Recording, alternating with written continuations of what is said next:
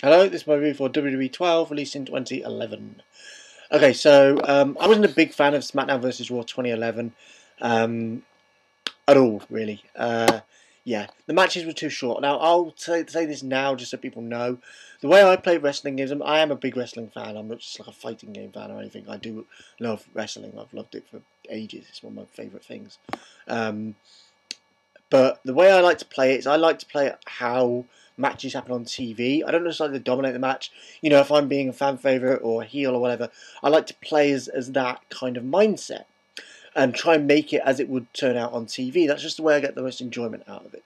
Some people may consider that nerdy, but you know, it's just the way I like it. It's the way I like to play it. So yeah, I like to make matches make sense in terms of how they'd happen on TV. And unfortunately, with 2011, you couldn't do that because matches never got above like 2 minutes. Like, you'd win a match with a strong strike, and it was just frustrating. It was so frustrating. It is by far the worst in the series, in my opinion, for that very reason. It could have loads of great stuff. For that reason, it doesn't matter. It could delete everything else from me. And they promised for ages that they'd fix this ping glitch for WWE 2012, and I'm happy to report they have. And for most parts, WWE 12 is a success. It's not a complete success, though. But I will go through the stuff that I like first. They improved the universe mode greatly. Very, very much so. Basically, universe mode is this kind of ongoing season in this wrestling game that you get to recreate, and you get to book the matches, and arguments kind of naturally progress through your progression through the game. So you kind of do that, and it kind of evolves around you and your actions. And it's actually vastly improved from 2011. If you played 2011 and wasn't impressed by that mode, don't worry. It's been overhauled completely. It's way better. I mean, a lot of the same animations still come up, but you could edit so much more now. I won't go through everything, but I'm sure if you vaguely interested, you'd already know what it's been improved by. The matches are an interesting mix, but I'll go through what I like about them first. The Wake Up Taunt is the single best addition to any SmackDown game since its start, I believe. Pretty much. I mean, that's that thing when you get your finisher. Was basically a finisher is a wrestler's kind of strong move that they kind of use to indicate what might be the end of the match. It kind of gives it kind of like structure, and usually when you do that, or you want to do that, you get to the point where you get that. Sometimes the other guy's just lying on the floor like this, and he's kind of he won't move. But now you get to do this taunt, which is basically like taunt, like get up, and the guy will get up all groggy like this, automatically, and you can either get your move or it can be reversed. Bringing me on to the second most important thing is they brought back the get a finisher when you reverse a finisher, because before they didn't do that, they had it from about however long, about 2008 to about 2009. Well, two titles basically, and they got rid of it in 2010 and 2011. I was pissed off because basically in a real wrestling match, if somebody reverses their finisher, goes for their finisher, which is the wrestler's biggest move and kind of like a crowd pleaser, if somebody gets that and then they reverse it somehow, they somehow avoid it, you never see, well, very, very rarely do you see them go for just like some weak punch or something. They'll usually go for their finisher to keep the excitement going. But before, you couldn't do that on the game. You just have to do something else. Like, you just have to punch him.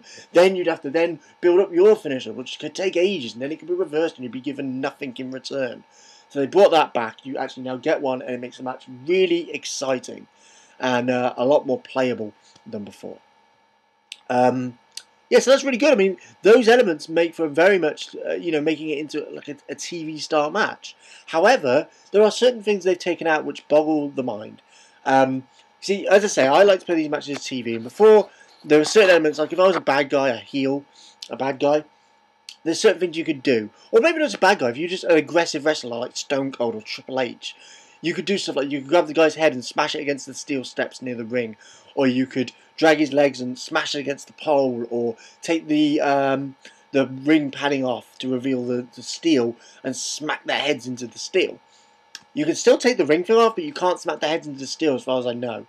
And the blood has been greatly taken down. They said there's this free-flowing blood. I've not seen it go any further than the face about there. It looks like tomato sauce. Before, you just go all the way down the face, onto the chest and onto the knuckles. I think I saw it on the knuckles of the other wrestler, but I haven't seen it on the chest yet, which kind of is annoying.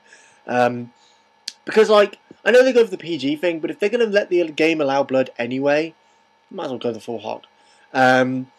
But yeah, you can't hit their heads on the steel steps anymore. You can't lift them on the barrier and then drop them down. There's certain things they've got rid of that just are very odd to me, that I don't even know why they bother getting rid of them. And it kind of wrecks my kind of like gameplay of certain characters. Like, I kind of had to think outside the box before to kind of make a better match. And they've taken a lot of that away now. So I think though the matches have certain things still, like ring escape and the wake up taunt that kind of add excitement and character, it has lost a lot of its character. A lot of its the matches lose character a little bit, I think, perhaps in this game. The road to WrestleMania is a bit weak. It's just triggered timed events that you do stuff until you're allowed to do the triggered time event, and it's a bit weak, to be fair. But there's a wealth of great wrestlers in the exhibition mode. Pretty good DLC that I've heard about, and pretty good DLC so far. So yeah, there's so much, all the championships, there's all the championships you can think of in wrestling history, and all the animations are great, and obviously there's glitches, but in general, the only other thing I'd say is that sometimes there's a delay into getting to new moves, but it sounds like I'm really dissing it. I've had great matches with it, and I'm posting some on YouTube, and I'll be posting some from 2010 as well, and 2009, I think, but I'll stick with WWE12 for now. But yeah, it's really good. I recommend to any wrestling fan. Just keep in mind what I said. But if you feel that is an issue to you, definitely get it, because I've had great matches so far and I've had a lot of fun with it. And if you're worried about the ping glitch from 2011, it's not there. It doesn't even exist. It's completely fixed. So don't worry about that. As long as you have a legendary, it's fixed. So yeah, take it easy, and I hope you enjoyed my review. Bye bye.